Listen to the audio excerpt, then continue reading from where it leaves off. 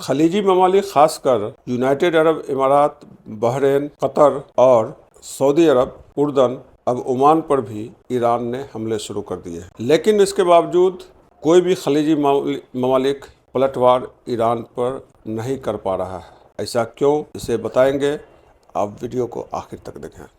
जो gulf country है, जिसे खलीजी ममालिक भी कहते हैं, वहाँ अपनी पुलिस तो होती है लेकिन फौजें नहीं होती हैं। उनके उस मुल्क की हिफाजत की जिम्मेदारी अमेरिका के हाथों सौंप दिया गया है।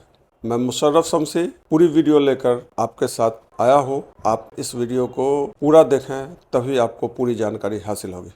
खलीजी ममालिक के पास अपनी फ़ौज नहीं है। फ़ौज वे इसलिए नहीं रखते हैं कि कहीं एक ताकतवर फ़ौज वो बगावत कर दे और वहाँ से बादशाहत को ख़त्म कर दे, जिस तरह से मिस्र में होता है या फिर दूसरे अरब ममालिक में, इराक में हुआ या शाम में हुआ या फिर लीबिया में पहले हुआ था। इसलिए Kuwait, Bahrain, Qatar, United Arab इमारात, ओमान, इन सारे देशों में अपनी फ़ौजें नहीं हैं। उनकी तरफ से हमला अमेरिका ही करता है। हाँ, सऊदी अरब के पास एयरफोर्स है और कुछ फ़ौजें भी हैं। ईरान लगातार इन खलीजी ममालिक पर हमला कर रहा है, ख़ासकर दुबई, अबू धाबी और बहरीन में उन शहरी इलाकों को भी निशाना बनाया जा रहा है जहां पर अमेरिकन अपने बेस से भागकर होटलों में ठहरे हुए हैं। ईरान उस आर्थिक बिल्डिंग को भी निशाना बना रहा है, जैसे गूगल के है, फेसबुक के है या दूसरे जो है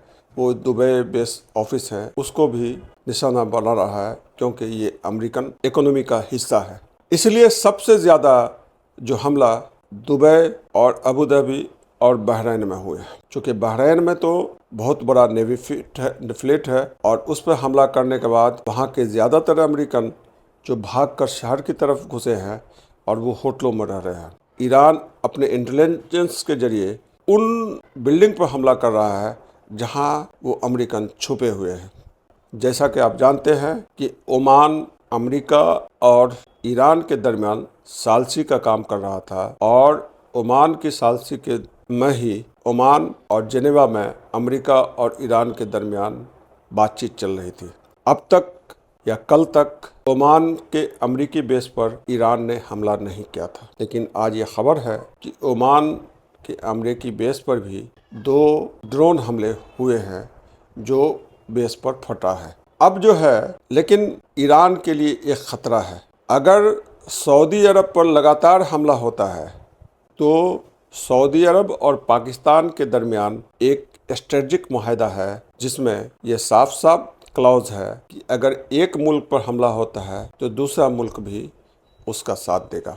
अगर सऊदी अरब का साथ पाकिस्तान देने लगा, जो पाकिस्तान का सरहद ईरान से मिलता है, और पाकिस्तानी फ़ौज इन्फ्लेट अगर ईरान करती है तो ईरान के लिए मुश्किल खड़ी हो जाएगी। इसलिए ईरान का वज़ीर ख़ारजा हमला करने के बावजूद लगातार सऊदी अरब के वज़ीर ख़ारजा या शहज़ादा से बात कर रहा है या तुर्की से बात कर रहा है या पाकिस्तानी हुकाम से उसकी लगातार बातचीत हो रही है ताकि हमले की सारी जानकारी उन लोगों के पास हो। उसके बावजूद अगर अमेरिकी दबाव में पाकिस्तान सऊदी अरब का साथ देते हुए ईरान पर हमला करता है तो ये ईरान के लिए एक इम्तहान का वक्त हो जाएगा। हालांकि पाकिस्तान इन सब के बावजूद इस हालत में नहीं है कि वो ईरान पर हमला करे ताकि उसके अंदर जो बड़ी तादाद ईरान की हिमायती हैं वो सड़कों पर आ जाए और पाकिस्तान की हुकूमत के खिलाफ बगावत कर दे।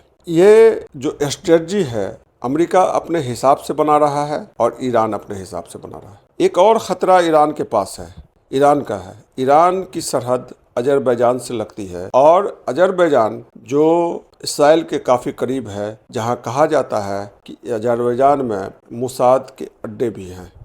हालांकि अजरबैजान ने ईरान पर जो हमला हुआ उसकी मजम्मत की है, लेकिन अजरबैजान के रास्ते ईरान पर हमला होता है तो भी ईरान के लिए मुश्किलात का सामना करना पड़ेगा। अभी दोनों तरफ से मिसाइल एक दूसरे पर मारे जा रहे हैं। अमेरिका और इसराइल लगभग 1200 मिसाइलें ईरान पर दाग चुके हैं, जबकि कहा जाता है कि 1000 मिसाइलें ईरान ने मुख्तलिफ खलीजी ममालिक और इसराइल पर हमले में खर्च किए हैं। मुबस्सिरीन की राय है कि ईरान अपने छोटे मिसाइल अभी खर्च कर रहा है ताकि जो गल्फ कंट्रीज़ के या इसराइल के जो डिफेंस सिस्टम है वो ख़त्म हो जाए। उसके बाद वो बड़े मिसाइल जो काफ़ी ख़तरनाक होते हैं और ज़्यादा पेलोड मतलब ज़्यादा विध्वंस ले जा सकते हैं उसे मारेगा। लेकिन ये तब मुमकिन होगा जब उनके मिसाइल बाकी रहेंगे, क्योंकि जिस तरह से अमेरिका और इसराइल सघन हमला ईरान पर कर रहा है तो ईरान का ये सिस्टम कमांड सिस्टम बाकी रहेगा, तभी जो है ईरान हमला कर पाएगा। इस छोटे से वीडियो के साथ मैं मुशर्रफ शमसी कैमरामैन अल्तमश के साथ विदा लेता हूँ। शुक्रिया।